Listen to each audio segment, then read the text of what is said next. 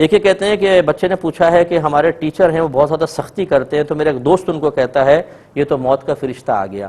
تو ٹیچر کو موت کا فرشتہ کہنا کیسا ہے؟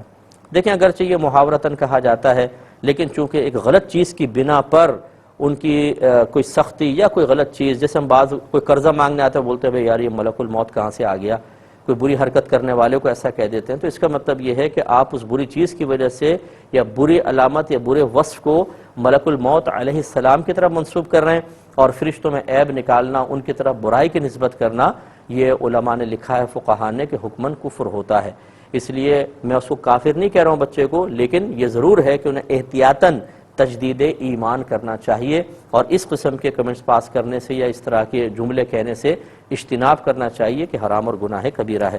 یہ بہن نے فرمایا کہ ہم فلیٹ پہ رہتے ہیں، وہاں پہ ہمارے یہاں ذبح کی سہولت نہیں تھی، تو قریب ایک مٹن شاپ ہے جس میں ہم اپنا بکرا بھیج دیتے ہیں، وہ کاٹتے بھی ہیں، ذبح بھی کرتے ہیں، گوشت ووشت بنا کے پہنچا جاتے ہیں، تو اس طرح ان کو دے دینا ٹھیک ہے؟ دیکھیں اگر وہ صحیح ذبح کرتے ہیں، آپ کو مطمئن ہے، تو بالکل ایسا کرنا جائز ہے، اس میں کوئی حرج نہیں ہے۔ ایک یہ کہتے ہیں کہ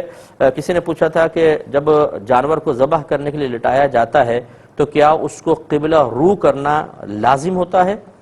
دیکھیں لازم نہیں ہوتا، یہ ایک مستحب ہے، کرنا چاہیں تو کریں، نہیں کرنا چاہیں کوئی گناہ نہیں ہے، بلکہ اگر گائے اس طرح گری جیسے روڈ پہ گرا دیتے ہیں کہ کعبۃ اللہ اس طرف ہے اور گر گئی وہ اس طرف کدھر رخ ہو گیا، تو یہ بعض اوقات دم پکڑ کے اور پیر کھینچ کر کے پوری طاقت سے اس کو کھینچتے ہیں، اور اس سے یقینی سی بات ہے اس کی کھال روڈ پہ جب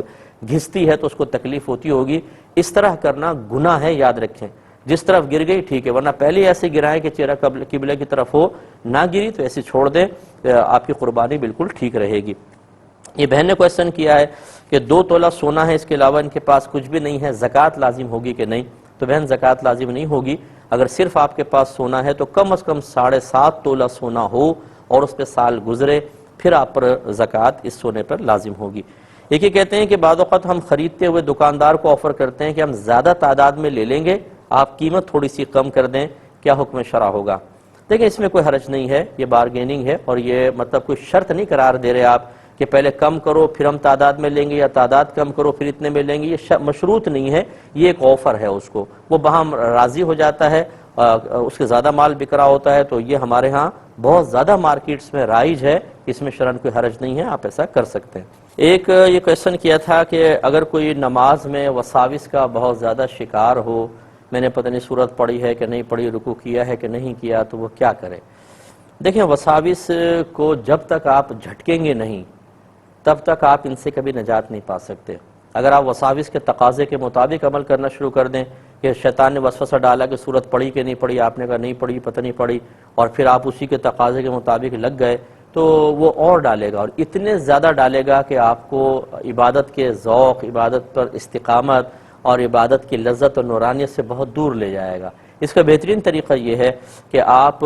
بڑے ذہن کو حاضر رکھ کر اور کوئی ایسی علامات مصلی پہ مقرر کر دیں کہ جس کو دیکھ کر آپ اندازہ کر لیں کہ یہ ایسا ہو چکا ہے کہ نہیں۔ مثال کے طور پر آپ اگر سورت اور الحمد اور سورت ملا چکے ہوں، ملانے کے بعد آپ مثلا کونے پہ ایک پتھر رکھ لیں، وہ علامت ہے، بس پتھر کو دیکھ لیں کہ یہ ہو گیا ہے، میں نے دونوں چیزیں پڑھ لی ہیں۔ رکوع کی بھی کوئی علامت مقرر کر لیں، اگرچہ یہ توجہ کرنا ہوگا، لیکن شروع میں آپ ایسا کر لیں تو انشاءاللہ عز و جل بالکل وساوس دور ہو جائیں گے، اور اگر آپ ان کے تقاضے کے مطابق چلتے رہے تو کبھی بھی وسوسے کم نہیں ہوتے بلکہ بڑھتے رہتے ہیں۔ اس لیے وساوس سے مقابلے کا بہترین طریقہ ان کو رد کرنا ہے، تو یوں بھولنے والے جو خاص طور پر اس طرح کی ظاہری کوئی علامت مقرر کر لیں۔